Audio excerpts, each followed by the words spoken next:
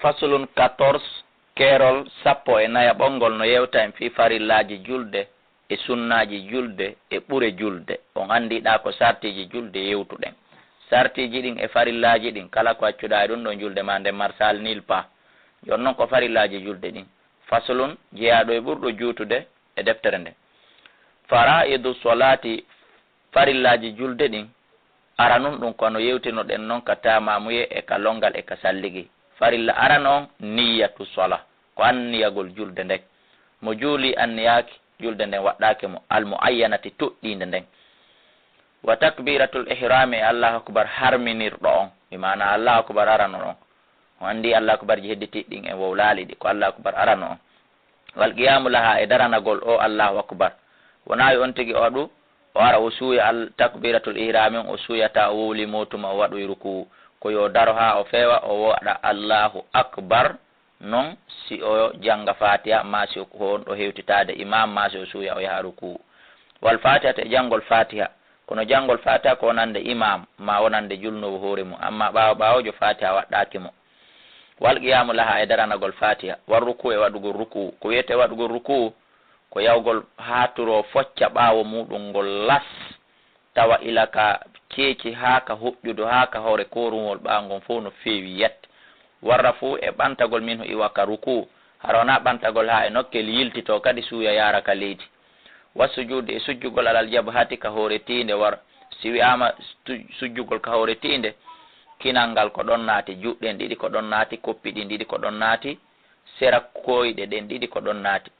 Warra fo min e ɓantagol iwa ka sujudu ha arta jotto feewa few wal itidal e fotondirgol wattumaninatu e deeƴugol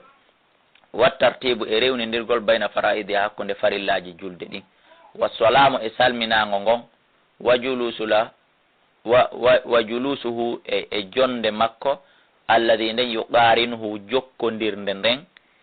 e salminago ngon bi mana awa legoy ko ɗum woni tayya sakkitoro on legoy.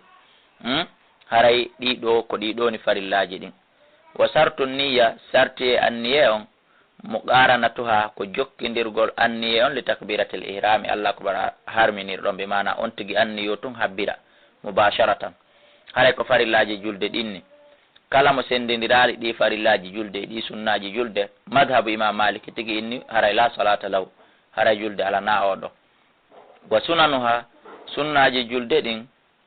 hino ɗiɗo ali gamat ko darnugol ngol ko ɗum waɗi sen yejjiti en darnali ha en habbiri en taƴata arte en darnen en sujjata qabla en sujjata baadu en continue julde men nde.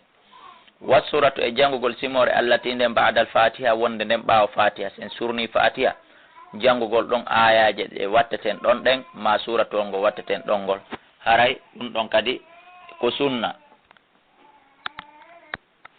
Wal qiyamu laha e daranagol jangugol suratu wongol wasirru e suuɗugol fi ma yusarru fi ka duwa suuɗede suuɗugol ka fana ka alansara ka darɗe ɗi sakkitore geeƴe ka sakkitorde futuro. Wal jaaru e feññingol fi ma yajharu fi ka feññinteɗon subaka e juma e iidi e darɗe ɗiɗi arane ɗen ka futuro e ka geeƴe. Wa sami allahu liman hamida e wiigol sami allahu liman hamida e wiɗen noon ka suuɗugol ka suuɗete e ka feññingol ka feññinte ɗon wona jeeya ɗum e sunna e madhabuji go'o dey afwan ko sunna e madhabuji ɗin fof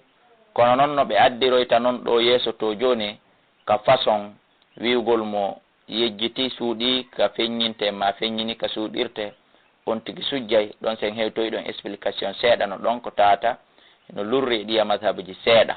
kono noon ko goonga suuɗugol ka suuɗete feññingol ka feññinte madhabuji ɗin no fottani ɗum ko jeeya ɗum e sunna. Wiɗen e wi'gol sami allahu liman hamida wa kullu takbiratin e dendanagal allahu akbar ji hedditiɗɗin fop sunnatun ko sunna illa al ula so ona arano on ɗon ɗon andi en yewtino takbiratul ihram on ko farilla. Wa tashahhudani e tayyaji ɗin ɗiɗi ara noon e ɗin mon wal julusu lahuma e joɗanagol ɗi ɗin ɗon kadi ko sunna. Amma noon e madhabuji goo e tayya sakkitoro on ɗon ko jeeyaɗo ka farilla. Wa taqdimul fatiha e adorgol fatiha ala surate e hoore simore nden na janggol simore si janga fatiha ɗum ko fottana ɗum ko sunna. Wa taslimatu e salminago asaniyatu ɗimmo ngon ɗum no fottana ko sunna. wasalisatu e salminago tammogol lil ma'mumi wonande ɓaawo ɓaawo ɓe o andi no selli ɓaawo ɓaawojo ka o salmina ha laabi tati ne arano ngon ka ñaamo ɗimmo ngon yeeso makko tammo ngon ka nano iɗon andi ɗum no selli amma salminago arano ngon wowlaka ɗo ngon iɗen andi en jangguino ngo kaka farillaji julde wal jahar e feññingol bit taslimati salminago ngon alwajibati waɗɗingo ngon kono noon ko wonande imam ɓaawo ɓaawojo feññinta salminago wa salatu e juulugol ala rasulillahi sallllahu alayhi wa sallam e nelaɗo Allah bi mana waɗugol salatu ala nabii on ka tayya wa sujude e sujjugol alal anfika hore kinal wal kaffayni e ka newe ɗiɗi wa rukubatayni e ka koppi wa atrafil ɓadamayni e ka sera teppe ɗiɗi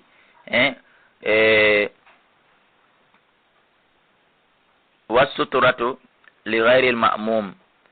e waɗugol heedode yeeso mum hara noon wona ɓaawo ɓaawo ɓen ko imamu on tun watta heedode si imamu waɗɗi heedode yeeso mum ɓaawo ɓaawo ɓen ko goɗɗo taƴitata yeeso maɓɓe en laala e mum misal ko goɗɗo natata ka juulirde o jinda hakkunde saffaji ɗin si tawi ɓen wona ɓe jindede hakkunde saffaji ɗin ɗon ko wona ɓe julnede haray ɓe kalata on tigi haray si goɗɗo taƴitiɓe haray o taƴitalɓe komo taƴiti imamu on to haray ko ɗo woni o taƴitiɓe amma si imamu on salmini goto kala immike ɓaawo ɓaawo ɓe adaɓe ɓen hiɓe timminande hoore maɓɓe darde nden ɗon mo fokkiti taƴitude ɓe haray ɓe kalaymo wa qalluha ko ɓuri fanɗude noon e ko wiyete kon heedode nden rilaju rumhin ko lekkum fotay kum wa labburu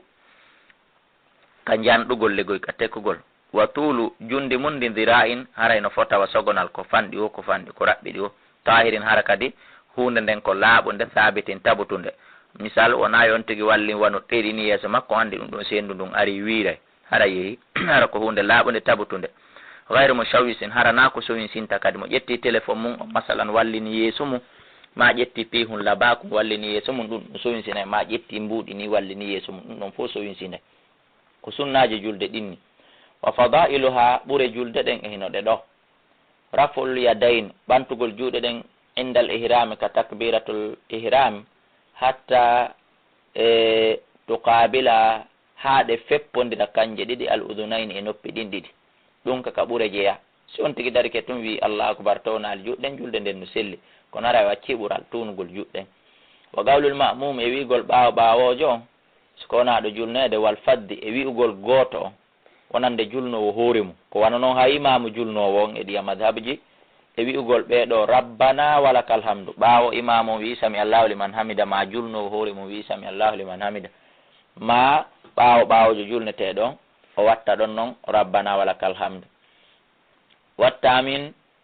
e wi'ugol amin badal fatati ɓaawo fatiha on wi'ugol ɗum ko jeeya ɗum ka ɓure ko non woniri lil fadde wonande gooto wal ma'mumi e ɓaawo ɓaawoɓe e almami julnowo fof wala yaqulu ha ɓe inni wowlata ɗum al imamu imamu on illa fi qira'ati sirri wo siwna ka janginji suuɗeteɗi ɗin kono ko selli kon janginji feññinteɗi ɗin o wiyay amina o feññina janginji suuɗeteɗin o wiyay amina o suuɗa kanko imamu on même wa tasbihi e subbuhinagol ngol ɓe mana janngugol ngol du'a jangeteɗon subhana rabbiyal azima bihamdihi fi ruku'i ka ruku wa du'a e du'agol fi sujudi ka sujudu wa tatwili e juutingol al qira'ati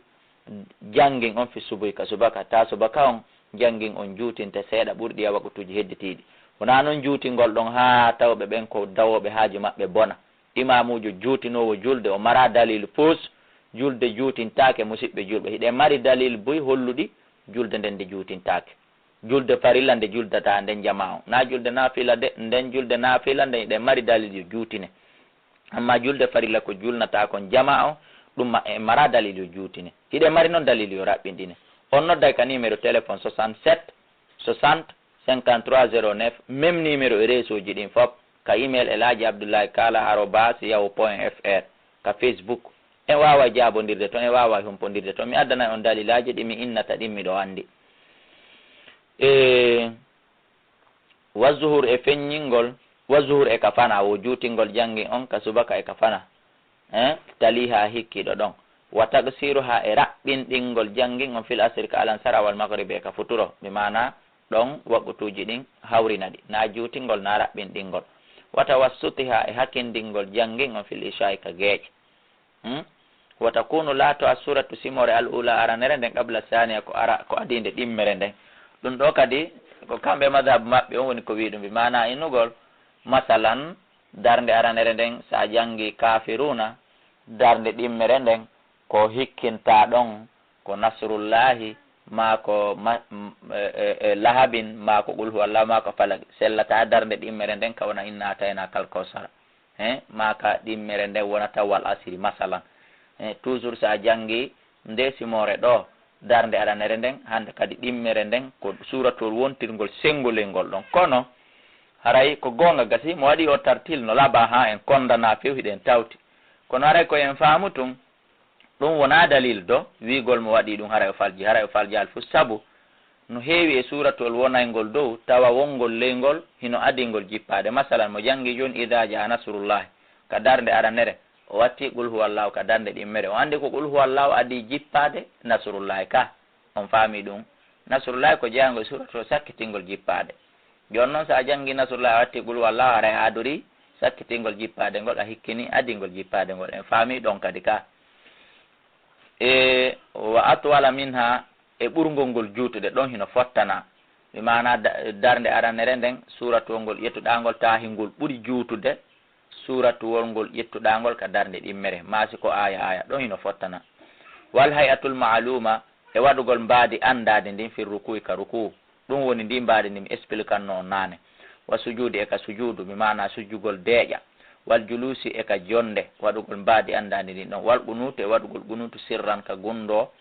qabla ruku'i ko adi on tigi wadde ruku wa ba'da sura e ɓaawo on tigi jangi suratol ngol fi saniyati subuhi ka darnde ɗimmere subuh o andi ruku e qunutu hino selli si on tigi ɓantike ka ruku